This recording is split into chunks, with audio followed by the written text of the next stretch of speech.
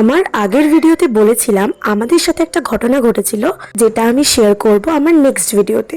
তো পুরো ভিডিওটা দেখতে থাকো জানার জন্য কি ঘটেছিল। আমরা চারজন মিলে কিছু ফটো তুলছিলাম, তো হুট করে দুজন ইউটিউবার এসে আমাদেরকে অফার করে যে তাদের কিছু প্রশ্নের উত্তর আমাদেরকে দিতে হবে। ওরা কিছু ফানি ফানি কোয়েশ্চেন করবে আর আমাদেরকেও আনসারগুলো ফানি ওয়েতেই দিতে হবে।